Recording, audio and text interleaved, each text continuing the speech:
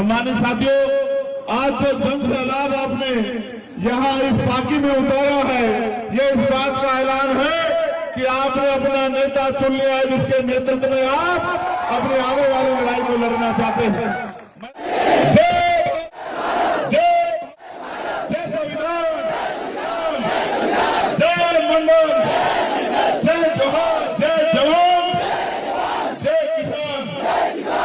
मैं ये कह रहा हूं भाई नौजवान लोगों, मैं हर बार आता हूं यहाँ आपके प्रेम में, बताओ मदद करोगे नहीं करोगे?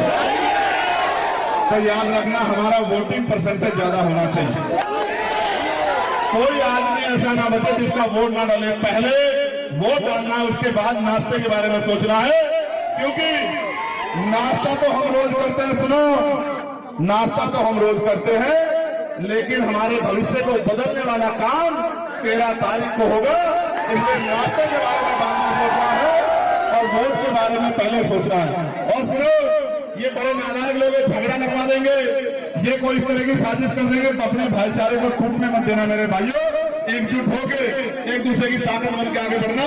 बहुत बहुत धन्यवाद। जय भीम, जय भीम, जय। सम्मानित साथियों, आज जो जन सैलाब आपने यहाँ इस पार्टी में उतारा है, ये इस बात का ऐलान है कि आपने अपना नेता चुन लिया है जिसके नेतृत्व में आप अपनी आने वाली लड़ाई को लड़ना चाहते हैं। मैं तो दिल्ली से चल के यहाँ आया हूँ और आप नहीं जानते कि बहुत कठिनाइयों का सामना करना पड़ा है। हेलीकॉप्टर की परमिशन, जो आपके मेहनत के पैसे से आपने हेलीकॉप्टर कराया था, वो हेलीकॉप्टर की परमिशन कैंसिल कर दी। सब लोगों ने, सरकार में, विपक्ष में, सब लोगों ने तय किया कि चंद्रशेखर आजाद यहाँ नहीं आने चाहिए, और उसके लिए उन्होंने पूरे हथकंडे अपनाए। कहीं मेरी गाड़ी को रोक के चेक करवाते हैं, कहीं कुछ और। लेकिन कहते हैं कि तमन्ना अगर सच्ची हो तो रास्ते हजार होते हैं, और तमन्ना अगर झूठी हो तो बहाने हजार होते हैं। मैंने एक लाइन में कहा कि आज अगर कुछ भी हो जाए तो भी मैं पार्टी में इकट्ठे हुए अपने लोगों को संबोधित करने के लिए जरूर जाऊंगा, हर कीमत पे जाऊंगा, उनके विश्वास को मजबूत करने के लिए वहां पहुंचूंगा। आज मेरी इस बात पे गौर करो। आज जो हालात है, ये हालात हम लोगों की वजह से है, क्योंकि हम इन दलों पर भरोसा करते हैं। कभी भाजपा को हराने के लिए किसी और दल पे, कभी कांग्रेस को हराने के लिए किसी और दल पे हम उनकी लड़ाई लड़ते हैं और अपनी लड़ाई कभी नहीं लड़ते। जिस दिन हम अपना और अपने बच्चों का, अपने क्षेत्र का अच्छा भविष्य सोचने का काम करेंगे, मैं लिख के देता हूं कि किसी दूसरे व्यक्ति की जरूरत नहीं पड़ेगी, जिसने बिना किसी पद पे होते हुए, जिसने बिना किसी पावर के होते हुए आपके आशीर्वाद और आपके सहयोग से इस क्षेत्र में हर गरीब, किसान, कमजोर, तमाम जाति धर्मों के लोगों की आवाज बनने का काम किया है। अगर उस भाई मुमताज को इस बार आपने वोट की ताकत दे दी, तो मैं लिख के देता हूं कि फिर आपको किसी आगे हाथ फैलाना नहीं पड़ेगा।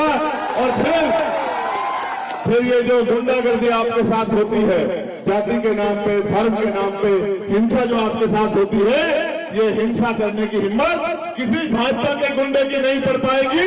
मैं इस बात को आपको गारंटी के साथ कहता हूं। हम बाबा साहब अम्बेडकर को मानने वाले लोग हैं, हम सतगुरु रविदास जी महाराज को मानने वाले लोग हैं। बड़ी संख्या में हमारी माए बहनें यहाँ बैठी हैं, वो बड़ा विश्वास उम्मीद लेकर आई है। आजाद हुए 75 साल से ज्यादा हो गए, लेकिन आज भी बुनियादी सुविधा नहीं मिलती है।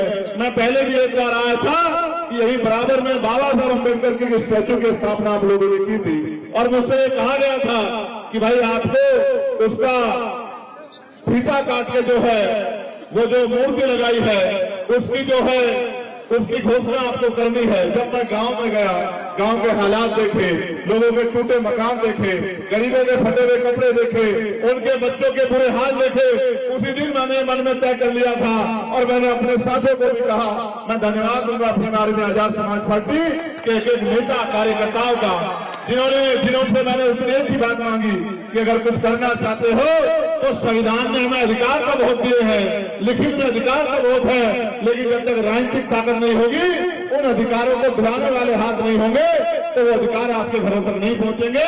उसका एक ही रास्ता है कि आज से गांव में निकल जाओ, बूथ कमेटी बनाओ, सेक्टर कमेटी बनाओ, पंचायत कमेटी बनाओ, और एक एक आदमी को जोड़ के भाईचारा बना के जब समय आएगा 2024 का, तो अपनी वोट की ताकत से जो है इस ताकत को बनाने का काम करना। क्योंकि आप ये महसूस करके देखो, संविधान तो ये कहता है कि हर व्यक्ति को रोटी, कपड़ा, मकान और पीने के लिए पानी की व्यवस्था सरकार कराएगी। लेकिन सरकार कहाँ कराती है? सरकार तो सिर्फ गरीबों का मजाक उड़ाती है, गरीबों का तमाशा देखती है। सरकार तो गरीबों पर जुल्म करती है। पढ़े लिखे बच्चे बेरोजगार घूम रहे हैं, महंगाई ने गरीबों की कमर तोड़ दी है। और मुझे कहने में कोई गुरेज नहीं है, किसी झारखंड का मेरा परिवार अपने बच्चों को पालने के लिए दूसरे प्रदेशों में रोजगार करने के लिए जाता है।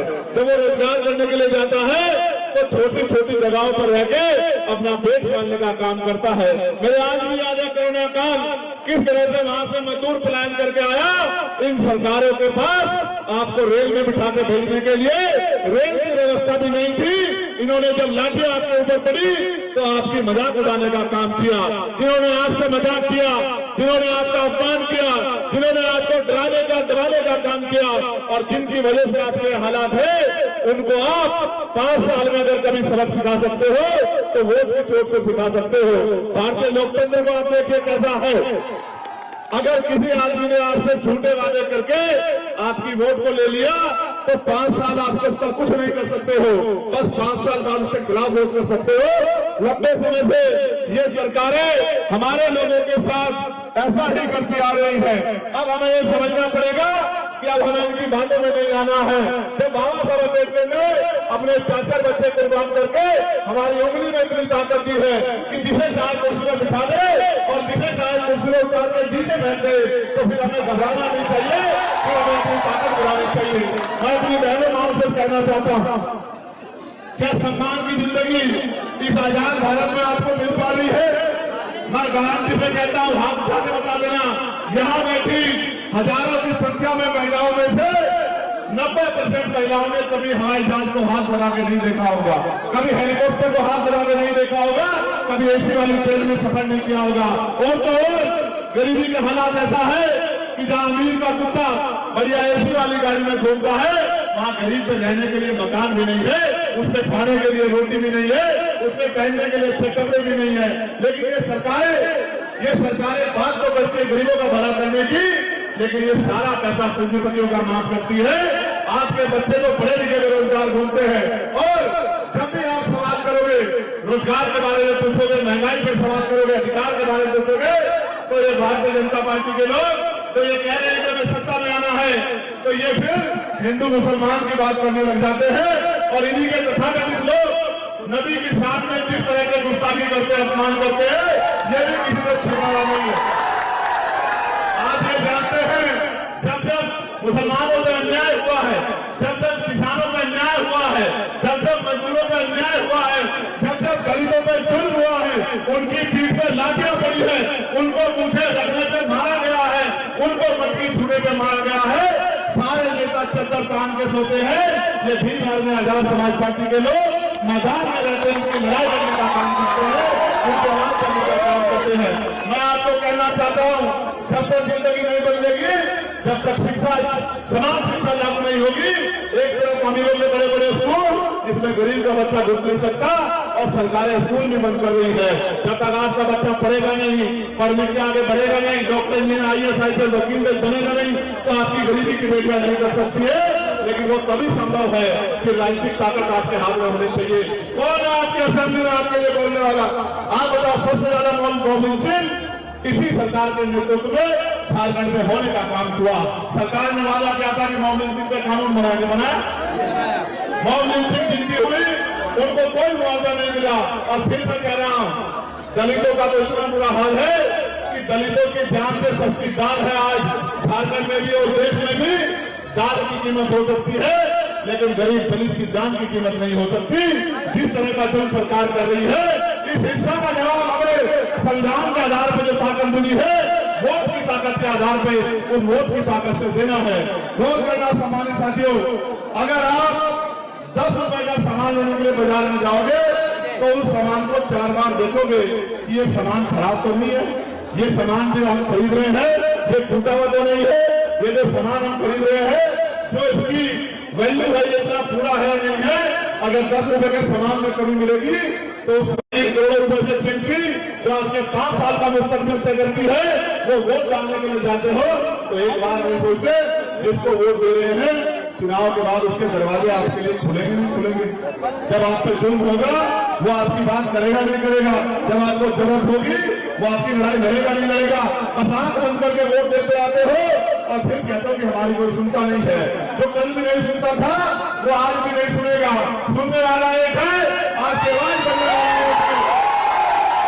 मैं आपसे कहना चाहता हूं, चूकना मत, बिल्कुल मत चूकना। नारे लगाने से, सिर्फ नारे लगाने से, झंडा उठाने से अगर तकदीर बदला करती, जिंदगी बदला करती तो सब भी बदल जाती।